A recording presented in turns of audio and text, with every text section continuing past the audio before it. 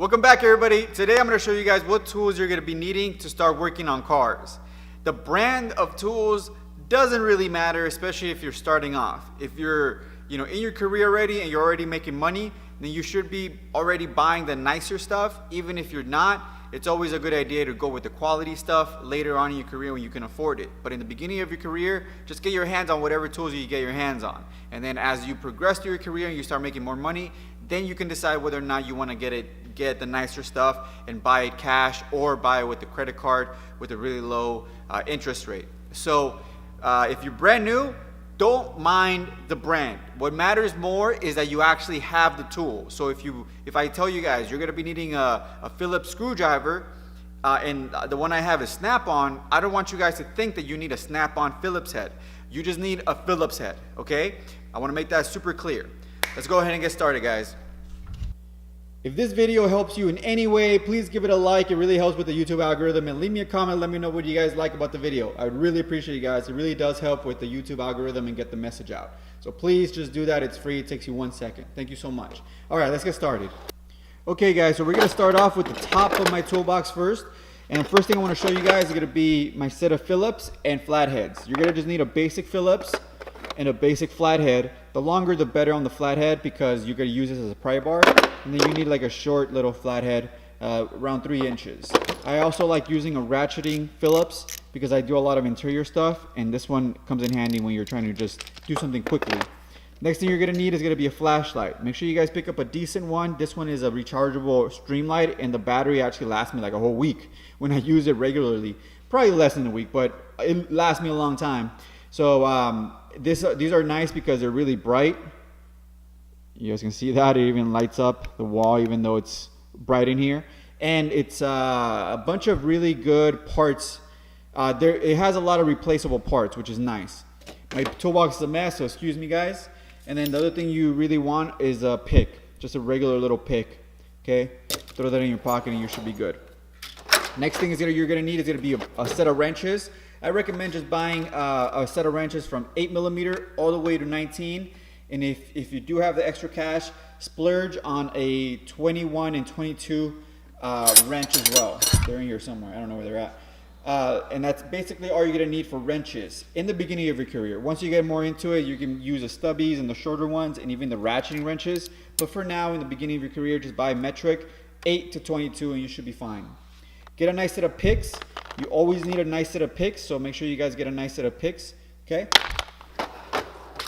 Sockets you're going to be needing from 5mm, which it'll be 1/4 inch, all the way to 21, okay, 3/8. And then long and short, obviously. Same thing for 1/2 inch. My 1/2 inch goes from 10 to 19, and then I have a 20 and 21 separately. And then they're short and long. So I don't really use these too much, but they do come in handy when I'm doing big trucks. So, and then the 1/4 inch, I have my 1/4 inch set down here, which I was going to show you guys, but since we're talking about sockets, I have a nice set of Snap-on, a nice set, but you could just buy a cheap set for 1/4 because you don't really put too much pressure on them, and they have to be nice but not super nice. So a nice set that goes all the way from 5 to 13, 14 is fine. Long and short, obviously, and the 1/4 inch ratchet. And the extension, all you really need is a 3-inch extension. If you really want to splurge, you could buy a 6-inch extension, and that's basically all you would need. As far as ratchets, you would want to buy a nice 6-inch ratchet, okay? And you're gonna also want to buy a long ratchet, about 12 inches. This one's from Harbor Freight, Pittsburgh, and I've actually had this one for about 3 years, and it's been great. The screw's coming out a little bit, so I have to tighten that up a little bit, and it's a swivel, which is nice, really nice, but you don't need a swivel. You just need a 12-inch or 10-inch ratchet, and you should be fine. So buy a 3/8, 10, and a 6-inch. You should be fine. As far as extension for the 1/2, I like using this 10-inch. I have a 3-inch, a 1-inch, and a 6-inch, and the same thing goes for my 3/8 extensions for my 3/8. So they're all separated there. And I also have a 36-inch 3/8, but for the beginning, all you guys are going to need is just between 3, 6, and 12-inch for the extensions, and that's all you need. Other thing, if you want to splurge, I would also recommend that you guys buy some wobblies. I like this ball and socket style because they're harder to break and they actually last a long time. I have a 3/8 and a 1/2, and I do have a quarter inch. It's in the little case down there. So buy your wobblies as well. And then that's pretty much all you're gonna need as far as sockets in the beginning. After you get going, you would wanna buy some wobbly socket sets. This one is from 10 to 18 and I'm missing the 12. I gotta buy it, but it's like $40 or something, or $50, and I'm like, do I really need it? All right, as far as pliers, guys, all you're gonna need is gonna be a nice set of pliers, needle nose, and some side cutters. Well, I call them dikes. Okay, and then you're gonna also need long pliers like these. These are, I think these are 16 inches, and then about a 6-inch vice grip. And that's basically all you're gonna need as far as pliers. If you wanna go crazy and get the rest of the ones I have here, you're more than welcome to, but in the beginning, that's pretty much all you're gonna need. Also, if you wanna splurge, get a blowgun. This does come in handy, especially when you're cleaning. All right, as far as air tools, I'm gonna assume you guys aren't gonna buy any, but if you are gonna buy any, I recommend you pick up a 3/8 electric and a 1/2 electric. Okay, especially if you're doing side work, these bad boys come in handy just because you could take them home and you don't need an air compressor. When I first started my shop, I would, get my customers and I would take them to my house, and then I would do all the work out of my garage, and I would have my compressor.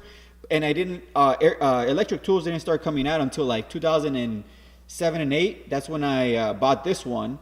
But like 2011 and 12, that's when like really good stuff started coming out. Milwaukee started coming out with them. So I never bought my electric stuff. This is actually from Harbor Freight. They gave it to me, but it broke, so I fixed it. And but anyways, that's the only tools that I have electric, because I like using the air guns, But if you guys are working out of your house, buy electric first and then buy air, because they're gonna be more useful for you, especially if you're doing side work. Okay, and then maybe buy an electric 3/8 ratchet. But I would recommend buying these two first. The 1/2 for sure. Buy this one first. Then buy this bad boy, the 3/8 electric. And then if you are doing tires and you're like at a tire shop, then buy an Ingersoll Rand 1/2 gun, because that's a lot easier. I don't know. It feels like they last a little longer than the electrics. But I don't use this one too much. So, I've used this thing for like 14 years and it's been great. So I always swear by it. All right. So a hammer, you're going to need a hammer. And you're gonna need a pry bar. Okay, Snap-on sells a set that comes with a 6-inch, it comes with a 12-inch, and it comes with this 36-inch. But all you really need is a long pry bar, and you should be good to go. If you buy one of these bad boys, you'll be cool, guys. Okay. And what else? Let me see. Oh yeah, there it is. So you're gonna need an air chuck. If you buy a nice air chuck, this one's electric, which I don't recommend because you're gonna always have to replace the battery. Just buy a regular one that just has like the gauge that pops out. Those things will last you forever. This bad boy, I'm waiting for it to break. So it's still running great. I mean, I've had it for about 5 years and it's great, but I've replaced the battery like 10 times and it's annoying every time it dies. So it ends up being just like an air filler more than anything. But buy an air chuck, you're gonna need that. Now, if you use this list of tools you're gonna need, you're pretty much covered. You're covered on any type of car, especially if you're doing basic maintenance, basic repairs like brakes, some like basic tune-ups, and then maybe even some suspension components. You'll be able to get pretty much all of it done. There's all the rest of the tools you're gonna need are all specialty tools or tools that are gonna be to make you faster. You know what I mean? So yeah, you're gonna need bigger sockets here and there, but it's not a big deal if you don't have one, especially if you're new. You can always ask somebody to borrow it. If you borrow it more than 3 times, I recommend you guys go buy it, because at that point, you're doing that type of work that warrants for you to pick up a new tool. Okay, so but if you go to Harbor Freight, if you go to Husky, if you go to Home Depot, wherever, and just pick up a set of tools like I showed you guys, even if it's not the best quality brand, you'll be able to do pretty much any type of work out there. Okay, so I hope this video helped. If it did, give it a like and leave me a comment. Let me know what you guys like about it. It really does help with the YouTube algorithm, guys. So I would really appreciate it. Thanks so much. I'll see you guys next time.